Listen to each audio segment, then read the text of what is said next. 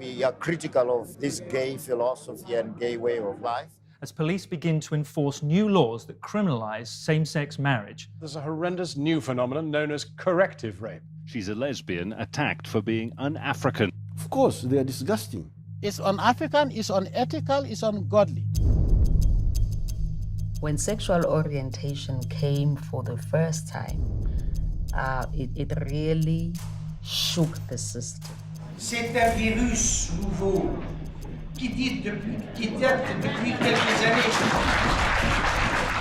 pour diviser les Africains.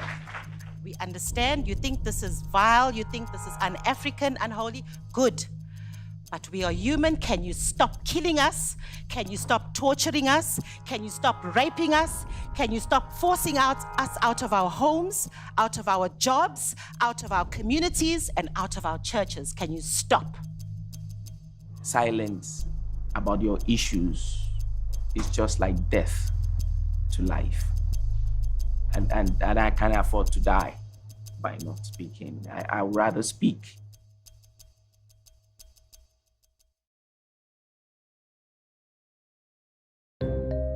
Today, the South African Department of Justice and the South African Human Rights Commission host the first regional conference aimed at finding practical solutions to end violence based on sexual orientation and gender identity and expression in Africa.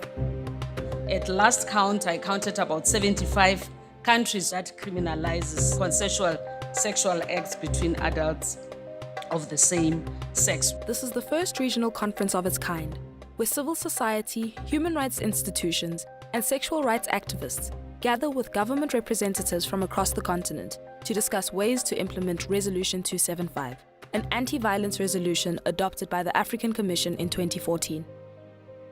It's 10 years of hard work, 10 years of tears, blood, and sweat have come together to this moment.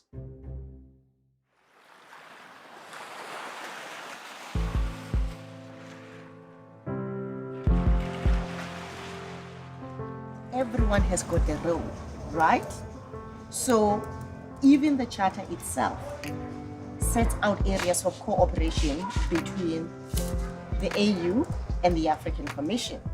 We are in Sali, in Senegal, and this is the second meeting of the CASRA Collective. The immediate reason why we are here is to think together, to strategize, to build consensus about how we move forward, because we need to defend the gains that we've made at the Commission.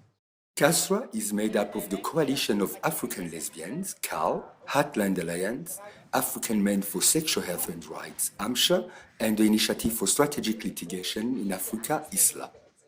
I mean, the idea around CASRA began as an initiative of a number of organizations working on sexual orientation, gender identity, and sexual rights issues generally in Africa, and working primarily at the African Commission on Human and People's Rights. Our work is like a pressure group. Yeah, pressuring governments and whoever needs to be pressured. We had identified quite clearly the various phases of activism. So the first phase was quite deliberate, that we wanted to ensure that there was visibility. It's like we are told, there's no such thing as what is the Coalition of African Lesbians? You can't be African and a lesbian. And we are saying, actually, here we are, so visibility, both in terms of the name of CAL, but also working together with CASRA, having organizations like AMSHA and ISLA, and saying, we are here, we are African, and we are here now, and it is our time to claim our rights. I think where CASRA would come in is in those spaces where we need to advance the politics to another level. April of 2014, a landmark resolution on violence based on sexual orientation and gender identity was passed by the Commission. And it was widely lauded and celebrated, and was the work of years of CASRA members working together. There is a lot to do, but as I said earlier, we need to see what we can do as CASRA and the limitations that we have. It's also about thinking, how do we respond strategically to the threats against the African Commission itself. The Executive Council of the African Union, when it met last earlier this year, basically instructed the African Commission to withdraw the observer status that had been granted to CAL. That's why we have to do it like it's politically much stronger if we do it as CASRA rather than as individual organizations. Okay, so this is one that we all involved actively in, right? This is what SALI is about. It is on our way to the African Commission. And so it just made sense to meet here a few days before the African Commission session is about to begin. The African Commission for Human and People's Rights was established by the African Union in 1987. African Commission on Human and People's Rights, which is the organ of the African Union, which is tasked with the responsibility of promoting and protecting human rights. It is set in terms of Article 30 of the African Charter on Human and People's Rights. So their main business or mandate is to promote human rights. It was proper for us to have an instrument that promotes and protects human rights on the continent, and to establish a body that will also monitor, protect, and promote human rights. The instrument is unique in that it recognizes African traditional values. We'll talk about that, I think, during our conversation. But what is also unique about the African Charter on Human and People's Rights is that it entrenches individual rights, collective rights, and most importantly, it also provides for duties. The mandate of the African Commission is structured in such a way that they have the power and the authority to influence member states. So if you do that, then the force would come from the top to say, this is what you need to do at country level. There are 2 sessions of the Commission each year, held in Banjul and any other member state. The headquarters of the African Commission are in Banjul, the capital city of the Islamic Republic of the Gambia, situated in the west coast of Africa and led by President Yahya Jammeh. The heads of states are the ones who decide on the headquarters of each organ. They decided many years ago, for historical reasons, that the African Commission will be based in Banjul because the charter was adopted in Banjul. That's why it's called the Banjul Charter. Gambia was selected because it was a peaceful country. But then there was a coup d'etat. And since then, there's definitely fear of speaking up, of freedom of expression is restricted. The reality is that in Gambia, the president is well known for his penchant to violate human rights. Those who accuse me of human rights violations. Jammeh says all sorts of things at all different times, and some of the things he says he's going to do, he does. Before the commission, he would say something about all these people coming to the Gambia to spread homosexuality, how he was going to behead them, and all sorts of things. There will be no compromise on racists, drug dealers, homosexuals, pedophiles, rapists. These are not going to be tolerated in this country. It's just such an irony. You'd think that kind of a state would be, very careful, to be making those kind of statements. It was in this climate when, in 2006, a number of regional and international sexual rights organizations started to attend the sessions in Banjul. One of the most difficult things about working at the Commission was fear. When sexual orientation came for the first time, it really shook the system. The African Commission has been a hostile space. I participated once, and I found it very homophobic. We had huge of attacks from human rights organizations. There was this problematic organization from Nigeria. I hope they're not going to the African Commission anymore. Hey, they tortured us, those guys. Calling us all kinds of names that you know, we are beasts, we are animals, even dogs don't fuck like we do. We don't belong to Africa, this is not African. It's un-African, it's unethical, it's ungodly. When you say un-African, whose thought is that? Respect African societies and their values. Who defines African values? What are African values? Is it the AU that has the mandate to define what African values are? Africans have never been homosexual. You have never seen homosexual frogs. I have cattle, I've never seen homosexual gay cattle. And homosexuality is detrimental to human existence. I never knew what they were doing. That's how I've been told recently that what they do is terrible, disgusting. For us, we're not even using religion and whatever to make and shape arguments. We are saying we are Africans.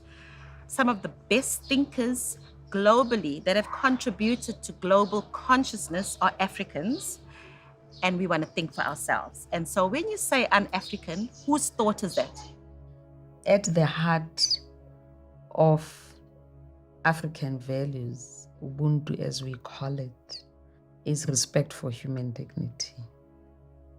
That's what makes us as African people. Let me also make it very clear. Even if the whole world accept it, Jammeh will not accept it in the Gambia. Let them go and tell me whatever they want to tell. Do I care? I don't.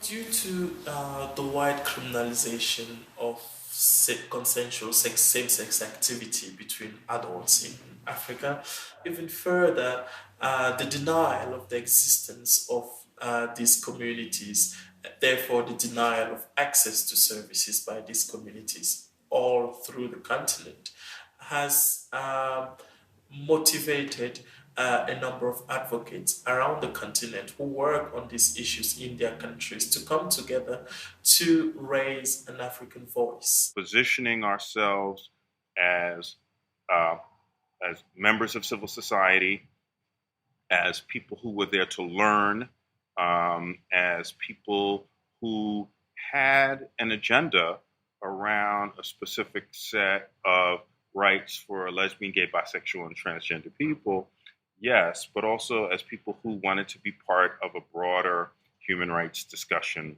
on the continent. Sincerely, their intention involved in terms of being involved in those spaces is advancing social justice and human rights. So for us, this is an important space, not necessarily because what happens there is going to be implemented, but it's a space for ideas. And where ideas are being debated, we have to be there. And we went in with that kind of thinking. The African Commission on Human and People's Rights has 2 ordinary sessions every year. The 2 ordinary sessions are the spaces in which civil society is actually allowed to interact as a voice. 2006, we were in, I think in DRC, when we met Fikile. We have a space called the NGO Forum, the African Commission, which we organize with human rights organizations. Some of the commissioners attend this space. The first step was to convince the NGO Forum that this is an issue of concern at the continent.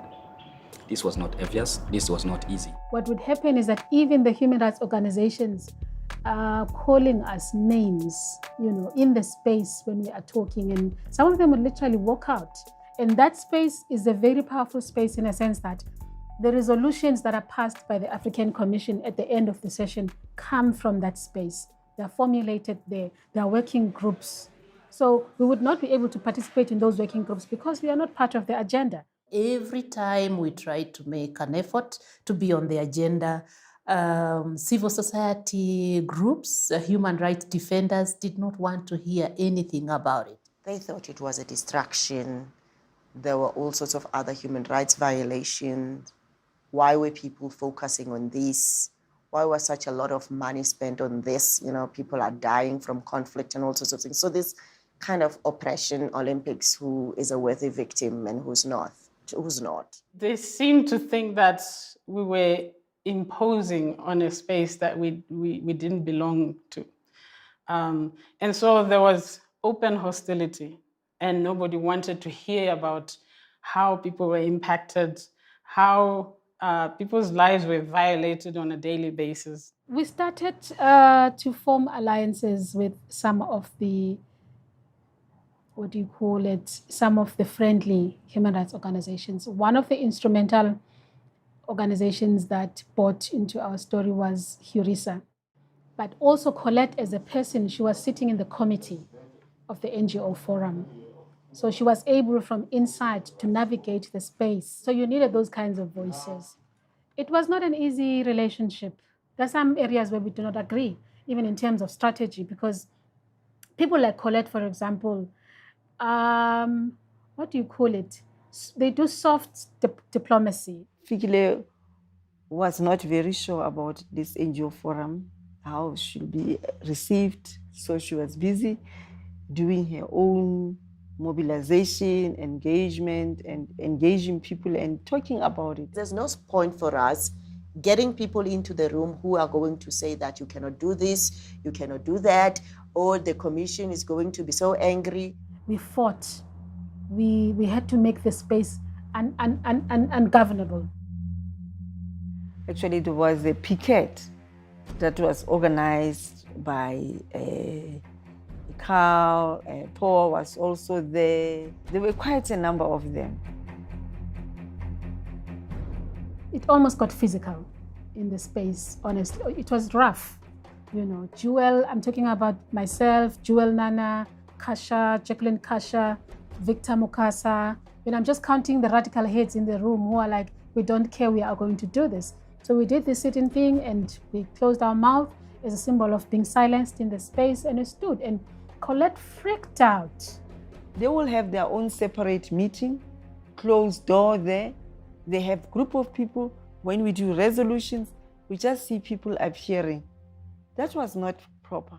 When we were adopting our resolutions, they already had one. But then, because it was something new, you had some kind of chaotic atmosphere.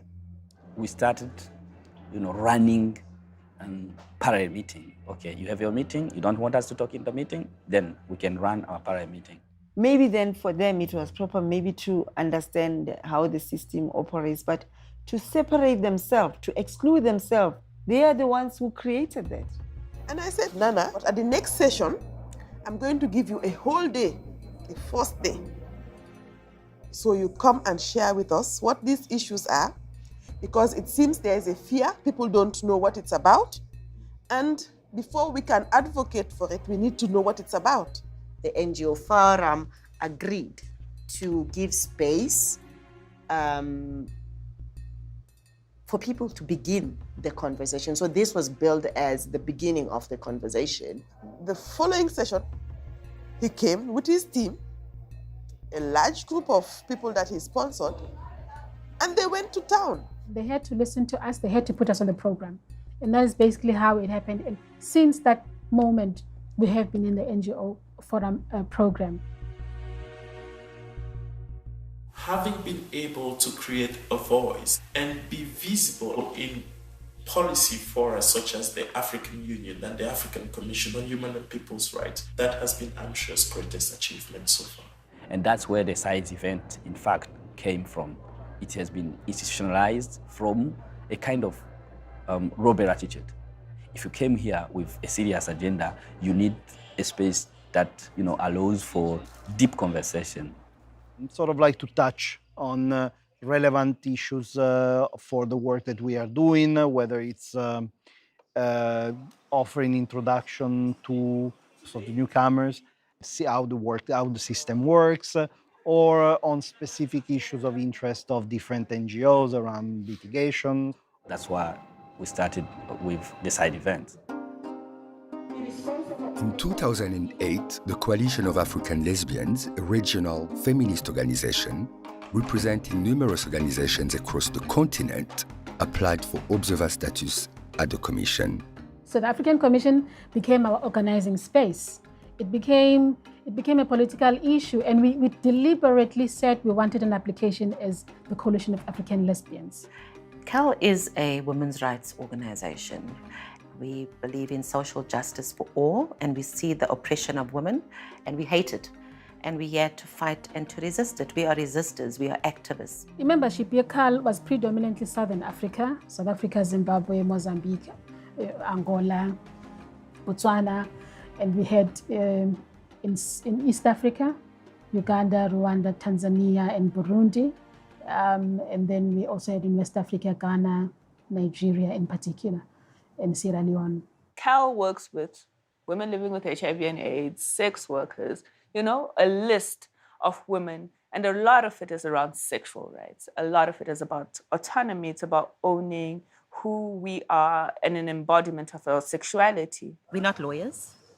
Some of us are at CAL, but we don't go around looking for lawyers. We want and we look for people who are passionate activists. ISLA was a partner, do the litigation, and so we let them lead and we sort of see how we can support them and them us. ISLA is a very, very, very, very new organization, so we only had our offices from the beginning of this year. But I worked for an organization known as the International Center for the Protection of Human Rights, InterRights, which was based in London. And it was through that work that we began supporting the advocacy at the African Commission. When the application for CAL came through, I thought it was just a straightforward application, particularly if one takes into consideration the criteria for granting observer status. The application stated that the organization protects and promotes the rights in the Charter, including the right to equality, the right to non-discrimination, the right to protection, equal protection of the law.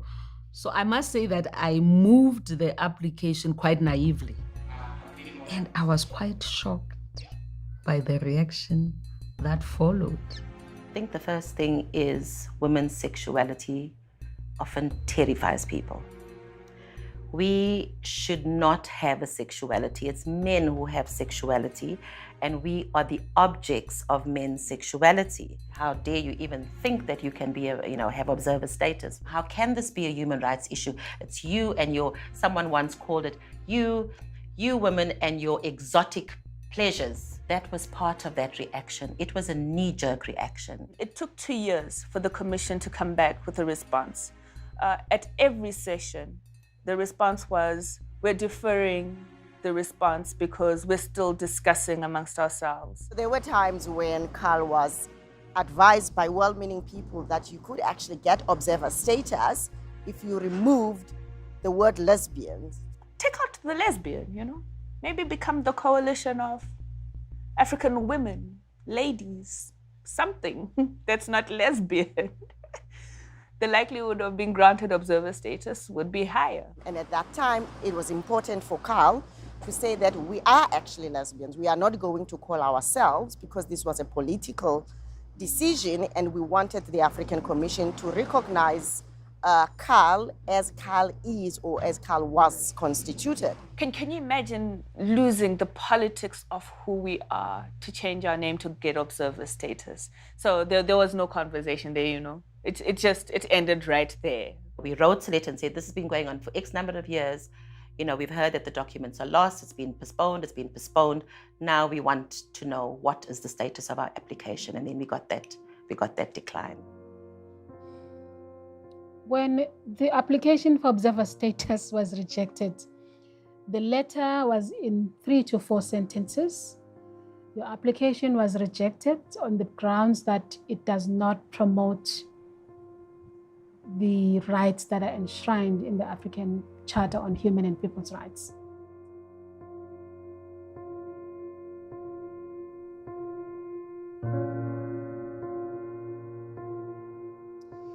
There was a lot of generosity and goodwill from other civil society who came on board. No less than 21 organizations used their public statements to actually say something to the African Commission about their failure to give CAL the observer status? I remember there was a huge mobilization among the civil society organization working at this space, saying this is not acceptable.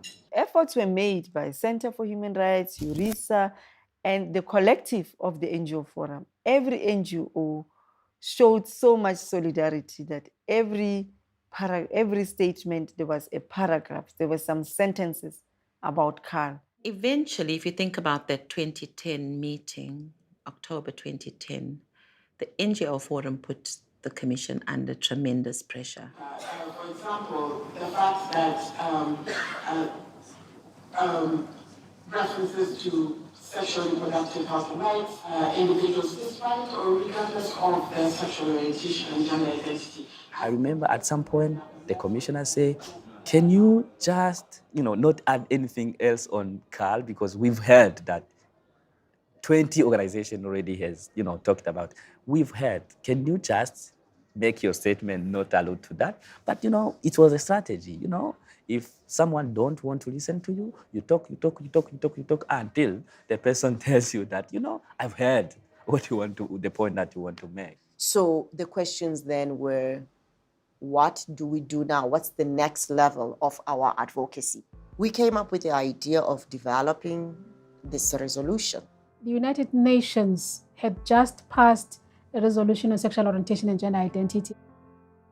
So Resolution 1719 at the Human Rights Council was the first resolution at the UN that focuses on sexual orientation and gender identity. And it did the main theme was ending violence, an amazing political moment. One of the resolutions of that process was that regions have to host seminars to engage their own regions, but also their countries. We all know that that wasn't going to happen in Africa. Africa does not host the region, the seminar. So we're putting pressure on Africa. All the other regions have held their seminars except us to talk about violences that are occurring on the basis of sexuality and gender in our continent. CASRA, in association with other organizations, started working on a resolution to end violence against people based on sexual orientation and gender identity and expression in Africa. Thinking about Resolution 275 was very tactical in that violence would be the key to getting a resolution passed. We wanted to get to a stage where people say, I don't like this, but I think violence is wrong. So the first resolution that was proposed by CAL, supported by POA, I think I read out this resolution in Swaziland in the NGO Forum around violence against lesbians and violence against women. And there was a resounding rejection from the NGO Forum of that point. And it became clear, obviously, to LBT activists that there's a lot of work that needs to get done. It's all good and well that we know what sexuality means. It's all good and well that we understand some of the intersectionalities around sexual gender identity and sexual expressions. But we take it for granted that, from a human perspective, you think everybody does. But it's only when you start having those one-on-one conversations that you realize that there's a knowledge gap. And it's from that knowledge gap that certain decisions were made uninformed. That has been MSHA's goal, to bring information to those that did not have it. MSHA, it's a coalition of MSM, which is men who have sex with men, and LGBT, lesbian, gay, bisexual, and transgender-led organizations across Africa. And MSHA was formed as a response to the silence and the denial around the realities of the lives of LGBT persons in Africa and the challenges and discriminations they faced. We started writing shadow reports and giving those anecdotal information on the different countries. There's been shadow reports on Cameroon, Nigeria, Sierra Leone, Burundi, Kenya, Uganda, and a few others. But that information was very, very important for commissioners to realize the gravity of the problem. Nigeria has banned gay marriage and same-sex amorous relationships and prescribed penalties of up to 14 years in prison for those breaking the law. Dozens of gay men are reported to have been arrested across Nigeria as police begin to enforce new laws that criminalize. A lot of persons have been advised in Nigeria precisely to mind how they express themselves. I was perceived to be gay by one pastor in my church. I don't get to be on the front mic anymore. I didn't know how to reconcile my faith according to the biblical principles with the way I used to feel about other girls my age. I was existing in a society that found such things very unacceptable. For Burundi, my country, we have a criminalizing law on grounds of homosexuality. C'était difficile dans ma famille parce qu'on ne comprenait pas mon comportement parce qu'on savait que je suis lesbienne.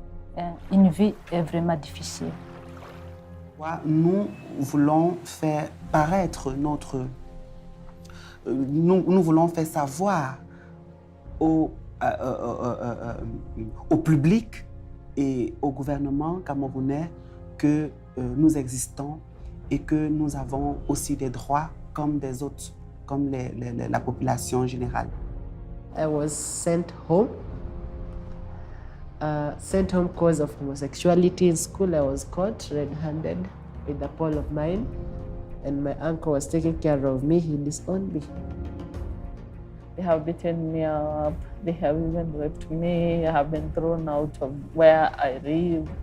It's hard for me sometimes because nobody can even understand me. In as far as sexuality and being transgender in Zimbabwe, it's difficult, as you can well imagine, simply because the gay issue is just not acceptable politically. The violations of human rights in this country, the cases of arrests, the cases of assault, the cases of harassment is mostly directed to the trans. I mean, being intersex, or being lesbian, or gay, or asexual, or transgendered is not a big deal. Being persecuted for it is. 46-year-old David Katochisule was a gay rights activist and resided in Mukono. His life was suddenly cut short yesterday afternoon when he was attacked at his home by unknown assailants. He was hit with a hammer on the head and died on the way to hospital. Yudi Similani was walking home after a night out with friends when she was attacked by a group of men. They dragged her across the open ground to here. Then they stabbed her repeatedly. They gang raped her, and they dumped her in this ditch. The international human rights community condemns the murder of Sierra Leone lesbian activist Fanny Ann Eddy. 30-year-old Eddy was found raped and murdered in her office on Wednesday night. They kill me picking and stab and brutal. Stab her here. Chest. I say I will die. I am me. Make the day. Don't come again. Where I see me picking the dog.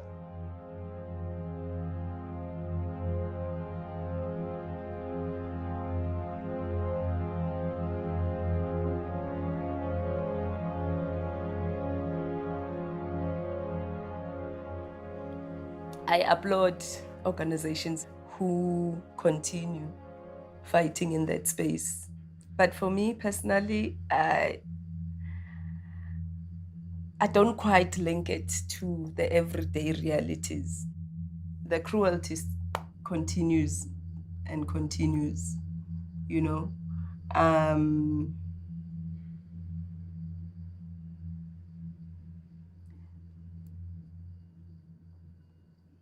I'm just tired of talking. Silence about your issues is just like death to life. and I can't afford to die by not speaking. I would rather speak, even when it is dangerous. You just have to do it, because that's what you are born to do. One of the critical things that happened was that document that we produced on violence. Cal and AMSHA together pulled with our members, we pulled all this information on exactly what violence looks like on this continent based on sexual orientation, gender identity, and expression. It is from that report that the resolution, had a better chance of being passed. We managed to get friendly commissioners who recognized sexuality as a human rights issue, as well as sexual orientation and gender identity and expression, to participate at the launch, to speak at the launch. And we had the launch of this book at the African Commission in the session before. And I think that carried a lot of weight. Once we felt we had the right numbers of commissioners from the various formal and informal interactions we had, then we presented it to the NGO Forum. During that session, NGOs were somehow felt the threat, the hostile environment that we were getting, and some were warned not to speak because they will anger the government. So those tactics were already coming in, and then the commission then was really forced to show its independence. And at the session in Angola in 2014, in March, the resolution passed. And we're like, boom, what in the world happened? It was so exciting, my word. I don't know how I felt.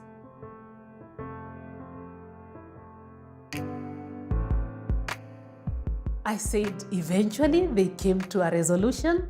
The shock of it actually paralyzes you for a minute. You're not sure how you're going to react. You just stop, you freeze. And then as it settles and it sinks in and it's real. It's 10 years of hard work, 10 years of tears, blood, and sweat have come together to this moment. The resolution is a resolution of the African Commission. The resolution has been passed by a human rights body, Pan-African human rights body, which is there for all Africans, regardless who you are, where you are from, who you love, what are your preferences, and how do you look like. It's there. It's our law. It's our resolution. It's the resolution for actually the world, not even only the Africans.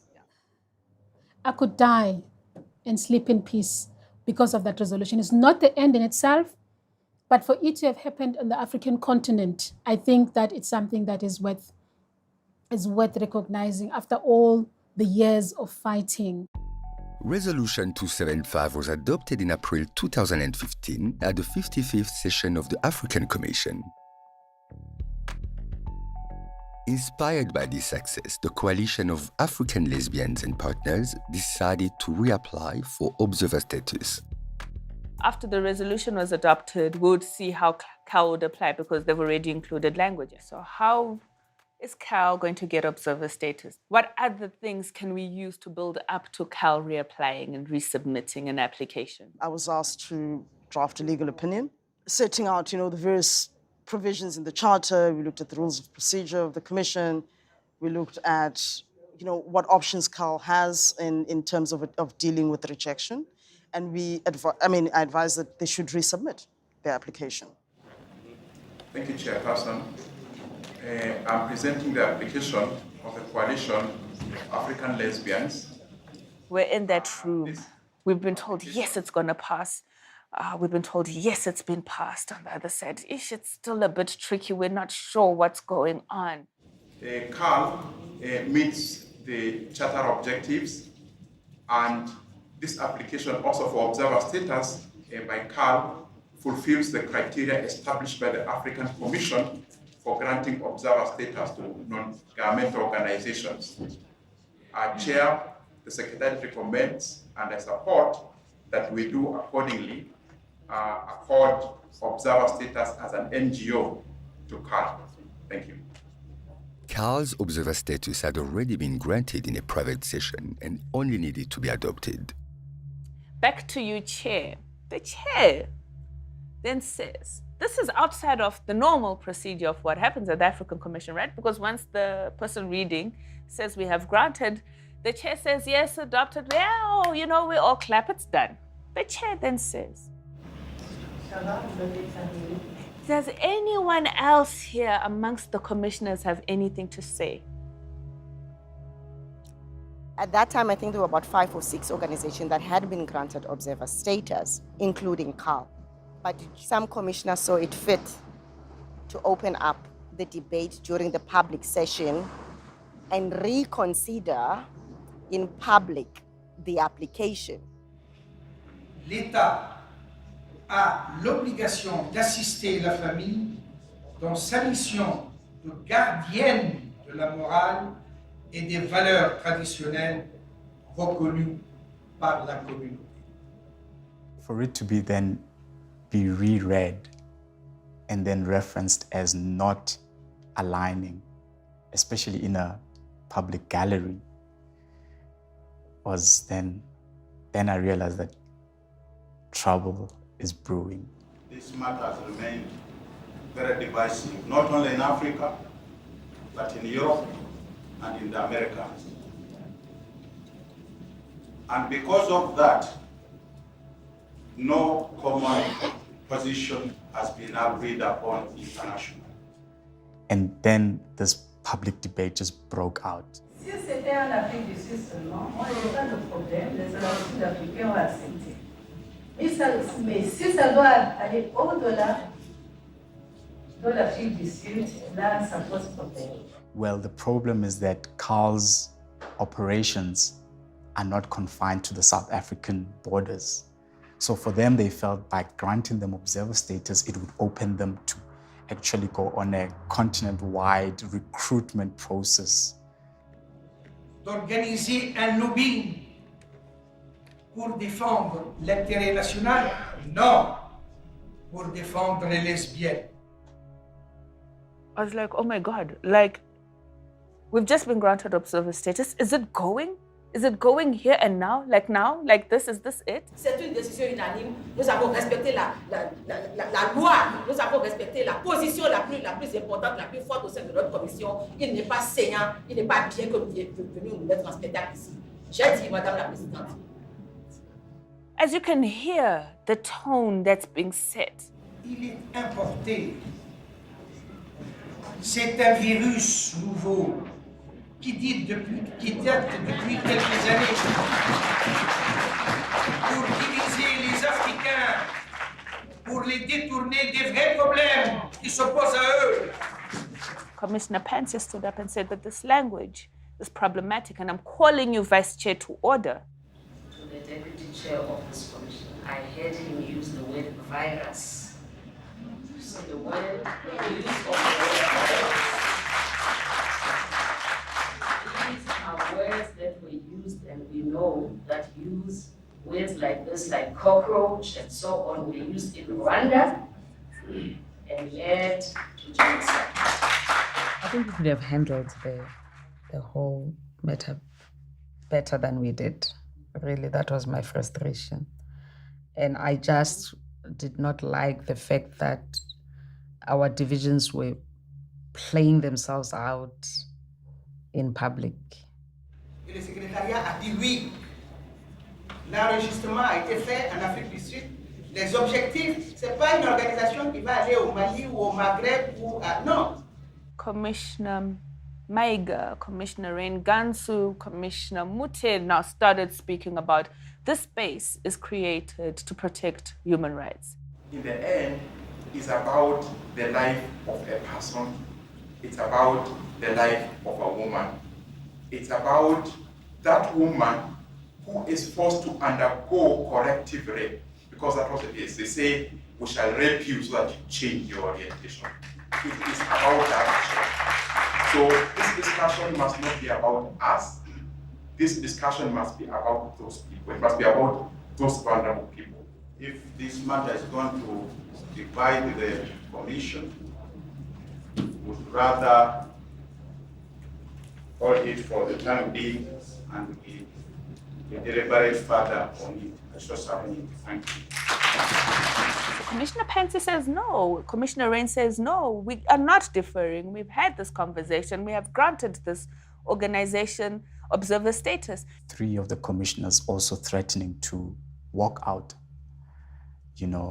on the basis that there has been a resolution that has been adopted by the commission, and they do not understand why they would want to then postpone. If we can't find each other, we try to find each other, we have failed, we simply put a matter to vote. And I think we should put this matter to vote so that once and for all we deal with it. And that's The 11 commissioners, 2 of the commissioners weren't present. We were hoping that it would stay that way. So the vote is called. Those who are for CAL's observer status. 5 commissioners put their cards up. Okay. Those who are against, 3 commissioners put their hands up, including 1 commissioner who had already voted yes, who's now taken back her vote because apparently she was cornered and was forced to change her position. But there's a commissioner who hasn't put up his card for his vote. So the chair, who is trying to influence this individual, says, but you're not voting. And you can see on her face, she's like, you're not voting because you should be voting now and your vote should be no. Abstention.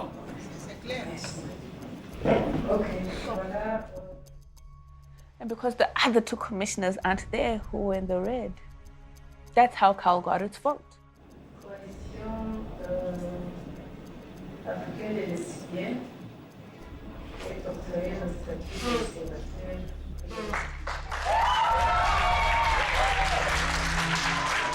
We do.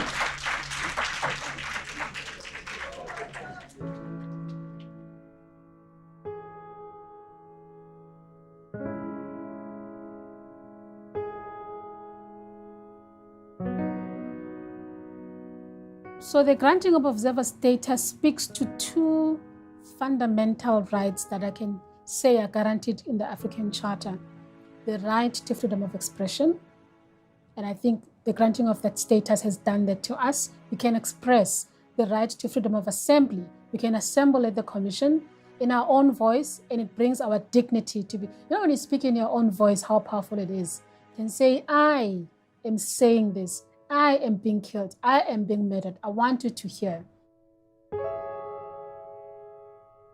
Happiness in April 2015, extreme sadness in June 2015 when the AU, the Executive Council, issued a decision requesting the African Commission to withdraw CAL's observer status.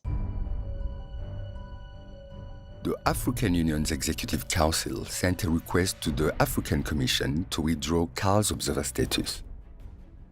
It was disappointing. It made me very angry. It didn't make sense. We did anticipate the backlash, I think. I think in activism, it's foolish not to expect it. But when it came, it was still vicious. It still felt painful. The big question will be what is going to happen to the observer status of the Coalition of African Lesbians. Any number of things could happen. I think more importantly is what we are hoping will not happen, which is that the Commission actually takes a decision to withdraw CAL's observer status. What the Executive Council did is actually quite huge, not only for CAL, but for everyone who really believes in strengthening our African human rights systems. Any space that is used to challenge states, be it at the African Commission, we even feel it in our own countries, states, nations, whatever. Whenever we speak against our countries, whenever we go against what is considered the status quo, what happens? People disappear, organizations get shut down, they get raided, people get arrested. We know this. We have seen it. It's not just about this one organization, CAL.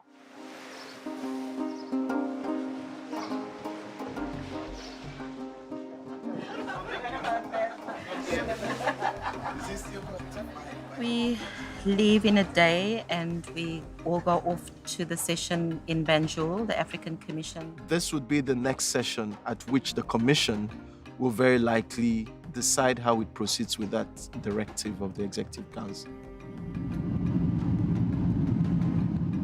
The journey to the African Commission it's spiritual.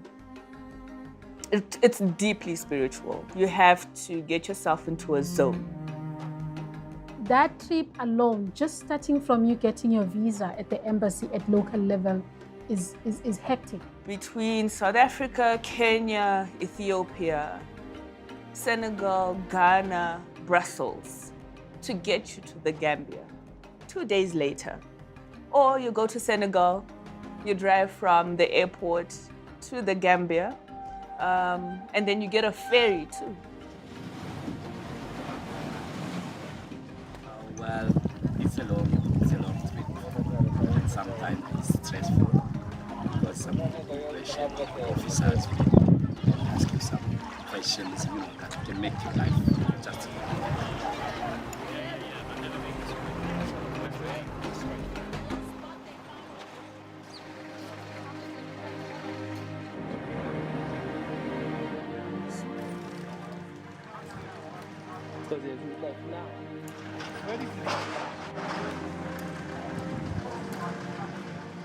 We had the CASRA meeting in Senegal to plan for activities for this session of the Commission, but also for future planning.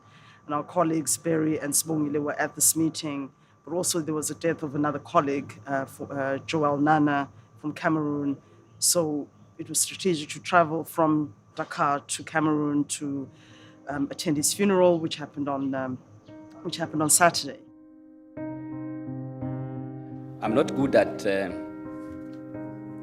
saying words when somebody has died, but I will try anyway.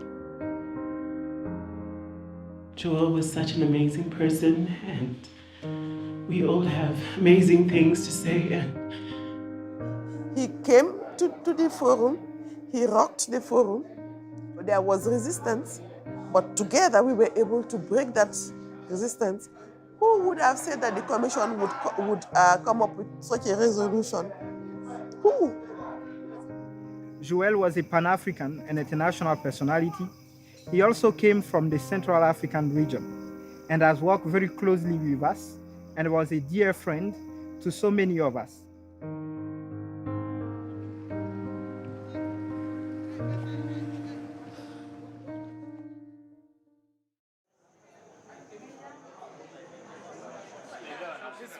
I'm feeling good. Let's run this session. I mean, we have a discussion on the independence of the African Commission with regard to what happened with the decision of the Executive Council. So the upcoming session is going to look at the relationship between the AU political bodies and the African Commission on Human and People's Rights. We will now continue with the last panel that we have on today's agenda. And the panel will speak about preserving the African Commission independence and fulfilling its mandate, revisiting the relationships between the African Commission and the AU political organs. Will be chaired by Barry, and I welcome also the other panelists, Stefano and Wendy. Please, the floor is yours. The Executive Council has contradicted the independence of the Commission and has somehow requested the Commission to review or to overturn its decision. And this is something that is increasingly happening, and I think that should worry the different actors that work with the African Commission on Human and People's Rights.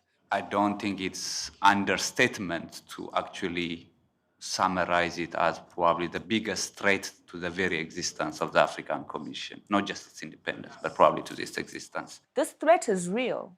If the Commission does not withdraw CAL's observer status, what does that mean for the Commission? Yes, there's independence, we get that. But what will be the fate of the Commission? Because the Commission is also being threatened. So will it get shut down? Will it not receive funding? Because they receive a lot of their funding from the AU. Calling for the independence of an institution could very easily end it up in the Siberia of AU institutions, where it receives neither funding nor support, and human rights issues do not get considered at political levels. And so I think we need to be careful and nuanced about how we go about our work. So if CAL's observer status is under threat, and that's challenging the Executive Council of the African Union is not the way to go, because we'll antagonize governments and they could overreact and do all sorts of things. What are you suggesting that CAL must do? This is not so much about creating space and assuring the space that is entitled to organizations engaging in LGBT advocacy. This is about all of us. The AU Assembly can shut down the African Commission if it wants. You would shut down an entire commission because a tiny organization like CAL has observer status. The commission decided that, look, instead of just withdrawing that, we have to look at the legal implication of the withdrawal on the functioning of the commission, issues of independence of the commission in its decision making. We have rules of procedure that provides for the granting of observer status, but there is nothing that talks about withdrawal. So we thought that we should look at all those issues. Just for information, the Organization Coalition of African Lesbians, in collaboration with the Center for Human Rights, have today submitted the request for advisory opinion to the African Court on Human and People's Rights to get an interpretation of the word "what consider" mean. Does it mean that the Executive Council can overturn or can change substantive decision taken by the African Commission on Human and People's Rights in fulfilling its mandate?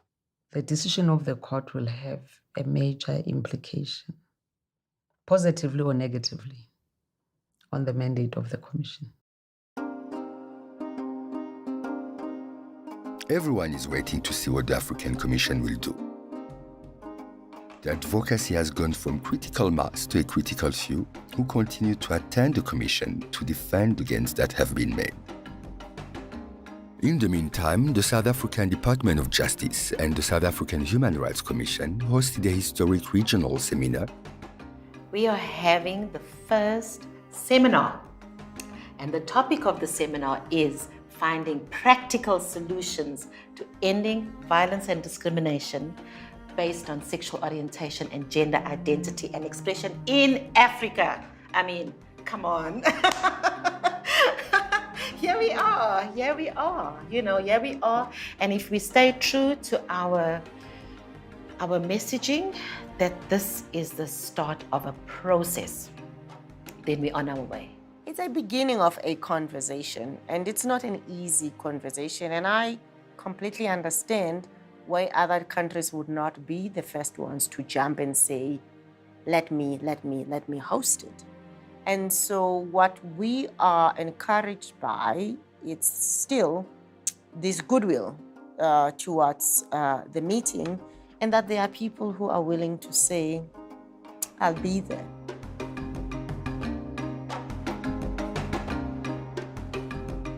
I mean, the original basis of this seminar was Resolution 1790. And we all know that that wasn't going to happen in Africa.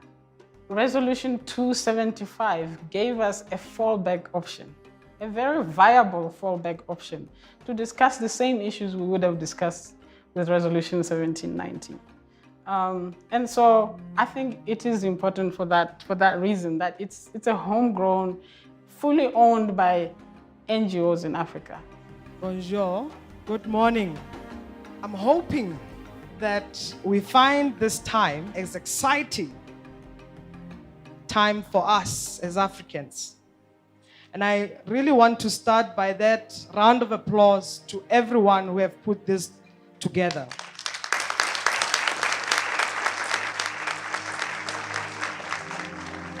I'm very excited with this seminar. It's been a long way to come because sometimes we talk about violence, we talk about discrimination, but we never come together as an entity and various actors to actually find solutions. Ladies and gentlemen, this seminar represents an unprecedented opportunity for the continent. By bringing together stakeholders from governments, national human rights institutions, international and regional bodies, civil societies, and the academic communities, this will offer a platform for the engagement that I hope will be the first of many to come. We must speak out because lives are at stake and because it is our duty under the Universal Declaration of Human Rights to protect the rights of everyone, everywhere. And with these few words, I declare the seminar open. Thank you. It is an exciting moment. We feel that it's a beginning of a journey to have African governments, whether they agree or disagree, coming together and thinking about ways to agree and disagree or whatever. But the fact is they are here together. People are entitled to their opinion. They are free to disapprove of same-sex relationships, for example. The balance between the tradition and culture on the one hand and universal human rights on the other must be struck in favor of human rights. Well, reality is that at a political level, there's still a lot of resistance in Africa because at a societal level, there's still a lot of resistance, and politics mirror society. At last count, I counted about 75 countries that criminalizes consensual sexual acts between adults of the same sex. I would like, in the short time frame that I have, to just go back to the very charter that they are talking about. Every individual shall have the duty to respect and consider his fellow beings without discrimination and to maintain relations aimed at promoting, safeguarding, and reinforcing mutual respect and tolerance. That is our charter. We must endeavor to understand the subject. Unless we human rights defenders understand it fully and grasp it, we will not be in a position to defend it ably. I live in Kenya where there are these kind of, we call them lesbian sex panics, where suddenly there's this rumor that all the girls in a boarding school are sleeping with each other and they all get kicked out or suspended. A lot of other constitutions, including the Namibian one, does not have a specific provision on sexual orientation, and that has often been used to not directly, as it were, provide for rights of LGBTI communities. On the continent, we know that very few lawyers actually who are willing to take on these cases. Courts can ratify, but they do not necessarily lead social change. And that requires the state to take extra measures, not only to protect people from violence, but also to protect people from discrimination that leads to violence. We have made strong pronouncements as a commission against violence and discrimination against persons of different sexual orientation. We have also called on the police to make sure that when they do get reports from persons relating to these issues, that they investigate and prosecute and ensure that they are not discriminated against. Now, I'll be interested to hear from the panelists and other commissions here what they are doing practically. I think this meeting is about practical solutions. And I worry that we're spending too much time on theories and things in the books rather than things that are actually happening at institutional level. What are we doing to hold politicians accountable? Because I think once commissions start holding politicians and political parties accountable for inciting violence and hate speech, it will go a long way to reducing violence in our countries. If I speak specifically for Tanzania, in the beginning, on the issue of AIDS, we shut our eyes and we isolated ourselves. And then slowly the issue grew bigger and bigger, and eventually we became open about it and solutions are being made. Personally, I do not see the need for us to rush it, otherwise they will not understand. If we're too speedy, the society will not understand and we will not move forward. We don't need you to be followers of the ideas of our ancestors and the society that is slow or not ready. We need you to lead and set the standards. That's what you are for. We're not asking communities to say we love what you're doing. We believe in what you are doing. We are saying, keep your beliefs. We understand everybody has belief systems. We understand you think this is vile, you think this is un-African, unholy. Good. But we are human. Can you stop killing us? Can you stop torturing us? Can you stop raping us? Can you stop forcing us out of our homes, out of our jobs, out of our communities, and out of our churches? Can you stop? And that must be an okay thing to say. That must be okay. The subject we are talking about is controversial. Sometimes we make statements without fully understanding it. So coming here, to me, was adding on to what I already knew, because I also happen to head the Human Rights Commission in my country. So these are matters I deal with, but now I see it from an African perspective. As here, we are all here. We have come here to learn. And I'm telling you that we are going to take necessary steps to make sure that we are going to work on everything that has been discussed here. Thank you. Consciousness comes often from a question, and a question that makes discomfort, because comfort is the enemy of change. Once we're comfortable, then why do we need to change? So I have to believe, it's part of your question about hope, I have to believe that some of the questions and some of the things that have been said must be sparking something. And that's something I hope is discomfort. When we have events like this, when people have sat down and deliberated over a number of issues, bringing the realities of context together, it's always a beautiful thing for them to leave the space saying, this one thing we commit to. We are hoping that we will have produced a declaration which will be in writing commitment to this theme, which is ending violence and discrimination on the grounds of sexual orientation, gender identity, and expression. And it will be something that all of us can leave this space with, that will be able to hold us accountable to, but also be able to do further advocacy around. The name of the declaration is really based on the name of the seminar. We urged our governments to take leadership of the protection of the rights of people affected by violence and discrimination based on sexual orientation, gender identity, and expression. We call on the regional economic commissions, the African Union, the United Nations, civil society organizations, communities, and relevant stakeholders to deepen engagement on bodily integrity and autonomy for all people. And finally, we called on countries and governments to take all necessary steps, measures to fully implement this declaration in close collaboration and partnership with the above-mentioned partners, the end. They are now trying to adopt the declaration. It will be an in-principle adoption because we still have to make some amendments to the text.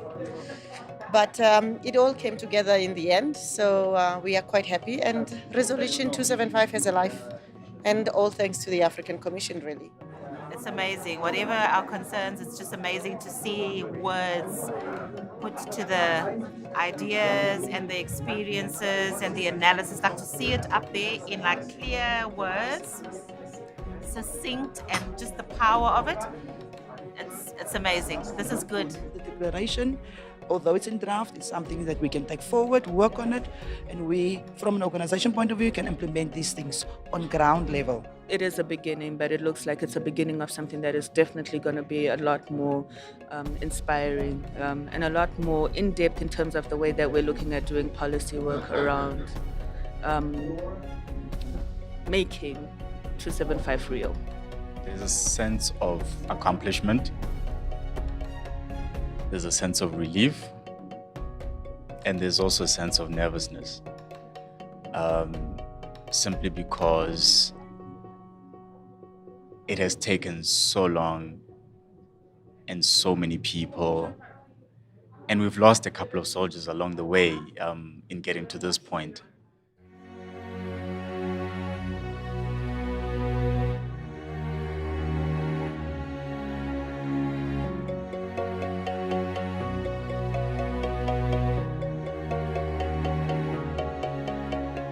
Speeding. Yes. Nose. Nose. So tell me, where do you want me to insist? Okay, alrighty. Swangile main interview, happiness is. A four-letter word. So how's your day so far? Yo? I want to sleep. It's a question about who is going to deliver the statement before the commission. We've decided that it probably will not be helpful or not strategic to have me do it as Wendy Isaac, because I'm clearly very visibly non-heterosexual. And There's Carl changing their name to African names. Man, call it to the people. Exactly. Sound like you're an artist. But I've laughed a full sentence, I'm sure. I got you, dear. No, this was off camera. That again, please? Oh, no, really?